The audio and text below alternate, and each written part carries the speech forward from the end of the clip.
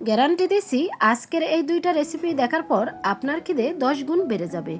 কড়া মশলায় শুটকি ভর্তা আর কচি পাট শাক দিয়ে মসুর ডাল, এই রাজকীয় খাবার থালায় থাকলে প্লেট একদম অনায়াসে খালি হয়ে যাবে। তাই ভিডিওটি না টেনে শেষ পর্যন্ত দেখুন। আশা করছি আজকের দুইটা রেসিপি আপনাদের কাছে অনেক অনেক ভালো লাগবে। হ্যালো এভরিওয়ান, আসসালামু আলাইকুম, welcome back to my channel.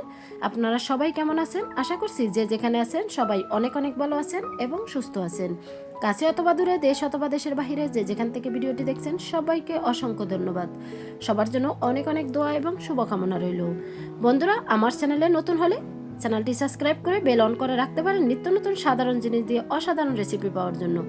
আর রেসিপিটি বেশি ভালো লাগলে একটি শেয়ার করে সবাইকে দেখার সুযোগ করে দিবেন, যাতে আপনার মতোর সবাই ভিডিওটি দেখে বাসায় ট্রাই করতে পারে। তো কথা না বাড়িয়ে চলুন দেখে নেওয়া যাক আজকে মজাদার দুইটি রেসিপি। স্পেশাল ফোড়ন দিয়ে আজকে তৈরি করেছি কচি পাট শাক মসুর ডালের রেসিপি। সেই রেসিপিটা মিস করলে আসল রেসিপিটাই মিস হয়ে যাবে, তাই শেষ পর্যন্ত দেখুন। দেখতেই পাচ্ছেন এই পর্যায়ে আমি পেঁয়াজ রসুন কেটে নিয়েছি। অফ ক্যামেরায় কিন্তু আমি শুটকি ধুয়ে পরিষ্কার করে ছেঁকে নিয়েছি। চলে আসলাম সরাসরি কিচেনে। এখানে আমি শুকনো মরিচ দিয়ে দিচ্ছি পরিমাণ মতো। এই ভর্তাটা একটু জাল জাল করলে খেতে কিন্তু ভীষণ টেস্টি হয়। আর দিয়ে দিচ্ছি 4টি কাঁচামরিচ। এখন শুকনো মরিচ কাঁচামরিচগুলো একটু ব্রাউন কালার করে ভেজে নিব। তো মরিচগুলো আমার ভাজা হয়ে গেছে। এখন আমি তেল জড়িয়ে একটা প্লেটে তুলে নেব। শুটকি ভর্তা যারা পছন্দ করে না তারাও কিন্তু খেয়ে নেবে ঠিক এইভাবে যদি ভর্তাটা আপনি বানান। তো এক এক করে সবটুকু মরিচ আমি একটা প্লেটে তুলে নিচ্ছি। বাকি তেলের ভিতরে আমি দিয়ে দিচ্ছি রসুন কুচি। রসুন প্রথমে হালকা করে আমি ভেজে নিব, তারপরে অ্যাড করে দিব পেঁয়াজ কুচি। বন্ধুরা, আমরা অনেকে আছি কিন্তু পাট শাক পছন্দ করি না। আপনি যদি ঠিক এই নিয়মে পাট শাক রান্না করেন স্পেশাল ফোড়ন দিয়ে, তাহলে যারা পাট শাক পছন্দ করে না তারাও কিন্তু অনায়াসে খেয়ে নেবে। আর আমরা যারা পাট শাক পছন্দ করি তাদের জন্য তো এটা অমৃত। তো দেখতেই পাচ্ছেন বন্ধুরা, রসুনগুলো আমার হালকা করে ভাজা হয়ে গেছে। তো এখন আমি এখানে অ্যাড করে দিব পেঁয়াজ কুচি। তো সবটুকু পেঁয়াজ আমি দিয়ে দিছি। এখান থেকে কিছুটা পেঁয়াজ আমি রেখে দিছি, সেটা ভর্তার শেষে আমি অ্যাড করব। এখন পেঁয়াজ রসুন হালকা ব্রাউন কালার করে আমি ভেজে নিব একটু সময় ধরে। 4 থেকে 5 মিনিট নেড়ে ছেড়ে আমি পেঁয়াজ এবং রসুনগুলো হালকা ব্রাউন কালার করে ভেজে নিয়েছি। এখন আমি সেম প্লেটেই তুলে নিব। তো এক এক করে সবটুকু তুলে নিচ্ছি। আর এখানে আমি শুটকিগুলো হালকা তেলে ধুয়ে তারপরে পানি জড়িয়ে রেখে দিচ্ছি। এখন জাস্ট ভেজে নিব। এখন কড়াইতে দিয়ে দিছি সবগুলো শুটকিগুলো 3 থেকে 4 মিনিট আমি ভেজে নিব। আর এই শুটকি ভাজার সময় কোনো প্রকারে তেল দেওয়ার প্রয়োজন নেই।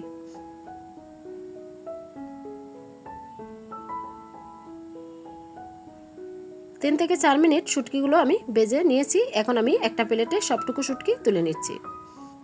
তুলে নেওয়া হয়ে গেছে। এখন আমি চলে আসছি ভর্তা করার প্রসেসে। বাটনাতে দিয়ে দিচ্ছি শুকনো মরিচ এবং কাঁচামরিচ, দিয়ে দিচ্ছি স্বাদমতো লবণ। লবণটা দিয়ে ভালো করে মরিচগুলো বেটে নিব।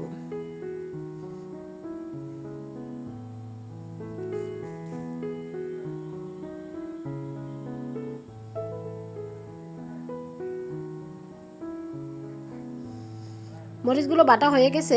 এখন আমি অ্যাড করে দিছি এখানে শুটকিগুলো দিয়ে তারপর আবারও ভালো করে বেটে নিব। হালকা একটু আস্ত থাকবে, তাহলে খেতে কিন্তু ভীষণ টেস্টি হবে। শুটকি ভর্তা তো আমরা অনেকেই অনেক রকম করেই খেয়েছি। ঠিক এইভাবে যদি কখনো খেয়ে না থাকেন তাহলে বাসায় একবার ট্রাই করতে পারেন। যারা আমরা শুটকি বেশি পছন্দ করি তাদের জন্য একদম অমৃত একটি ভর্তা। গরম ভাতের সাথে বেশ জমে যাবে এরকম মজাদার একটি ভর্তা এবং মসুর ডাল দিয়ে পাট শাকের রেসিপি থাকলে। এখন এই ভর্তার স্বাদ বাড়ানোর জন্য দিয়ে দিচ্ছি সামান্য পরিমাণ আদা কুচি। আদাটা দিয়ে আবারও ভালো করে মিক্স করে বেটে নিচ্ছি। আদা অ্যাড করলে শুটকির যে একটা গন্ধ থাকে সেটা কখনোই থাকবে না। আদার একটা খুব সুন্দর ফ্লেভার আসবে আর এই ভর্তাটা খেতেও ভীষণ টেস্টি হবে।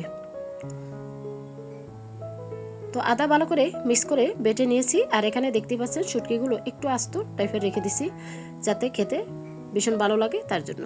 এখানে আমি অফ ক্যামেরায় কিছু ধনিয়া পাতা ভেজে নিয়েছি। ধনিয়া পাতাগুলো একদম মিক্স করে বেটে নিচ্ছি। ধনিয়া পাতা দিলে ফ্লেভারটা খুবই সুন্দর আসে। আপনাদের হাতের কাছে থাকলে অ্যাড করবেন, না থাকলে স্কিপ করতে পারেন, এটা সম্পূর্ণই অপশনাল। এখন ধনিয়া পাতাটাও ভালো করে বেটে নিয়েছি। আর এখানে আমি এখন অ্যাড করে দিব হালকা কিছু পরিমাণে পেঁয়াজ কুচি এবং চাজানো সরিষা তেল।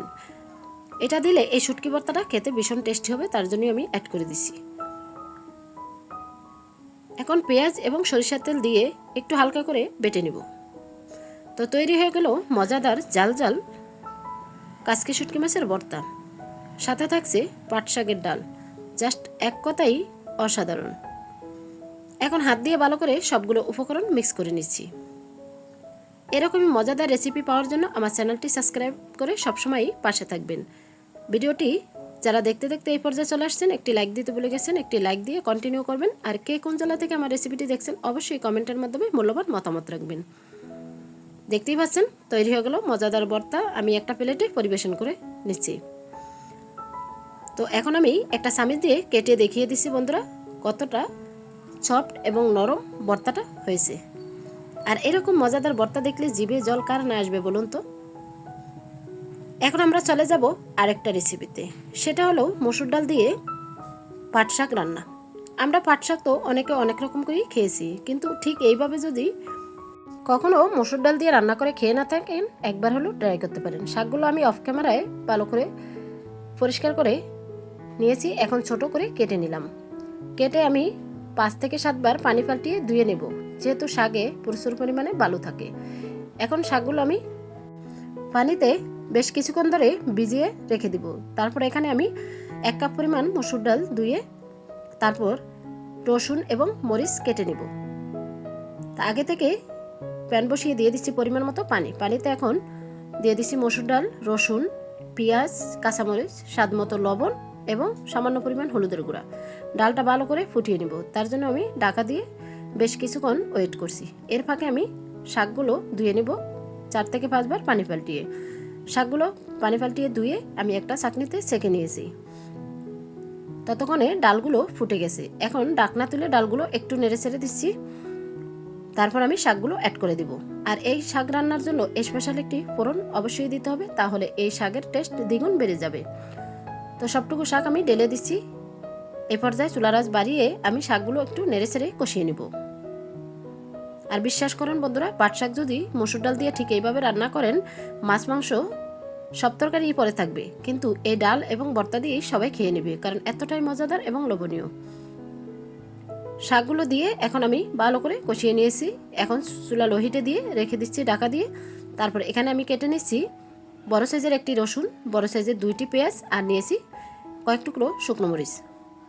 তো এক এক করে সবগুলো কাটা হয়ে গেছে। এখন আবারও চলে আসলাম কিচেনে। ঢাকনা তুলে এখন শাকগুলো আবারও নেড়ে চেড়ে নিচ্ছি। দেখতেই পাচ্ছেন মাশাআল্লাহ কালারটা কত সুন্দর।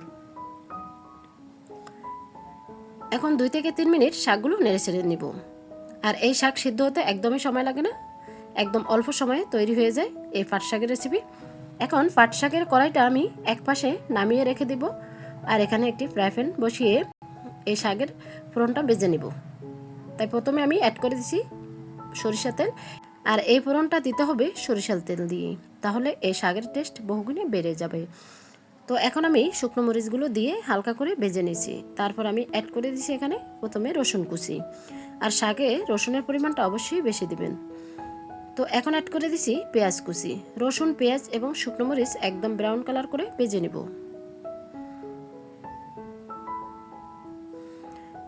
ব্রাউন কালার করে ভাজা হয়ে গেছে।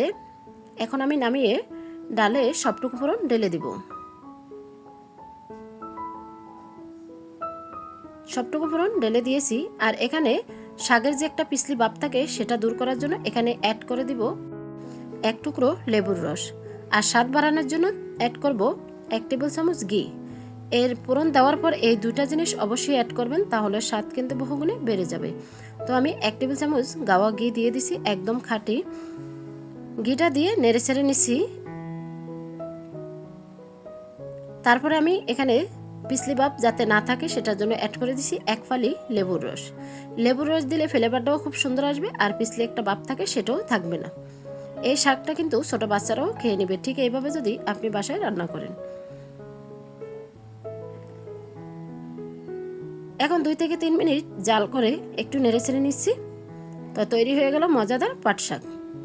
এখন আমি একটা বাটিতে পরিবেশন করে দেখিয়ে দিচ্ছি কতটা লোভনীয় হয়েছে। দুপুরে দোয়াটা গরম ভাতের সঙ্গে এরকম মজাদার একটি পাট শাকের ডাল এবং শুটকি ভর্তা থাকলে মাছ মাংসের স্বাদকে সত্যি হার মানাবে। এতটাই লোভনীয় আর এতটাই মজার। তো এক এক করে সবটুকু ডাল আমি একটা বাটিতে তুলে নিচ্ছি। তো বন্ধুরা দেখতেই পাচ্ছেন কতটা লোভনীয় হয়েছে, আর শাকের কালারটা কিন্তু একদম সবুজই রয়ে গেছে। যে কোনো শাকের কালার যদি সবুজ থাকে দেখতে ভালো লাগলে খেতেও কিন্তু ভালো লাগে। তো বন্ধুরা আজকের মতো এখানেই বিদায় নিচ্ছি, আবারও দেখা হবে নেক্সট কোনো রেসিপির সাথে। ততক্ষণে সবাই ভালো থাকবেন, সুস্থ থাকবেন, নিজের খেয়াল রাখবেন, পরিবারের খেয়াল রাখবেন। আসসালামু আলাইকুম, আল্লাহ হাফিজ।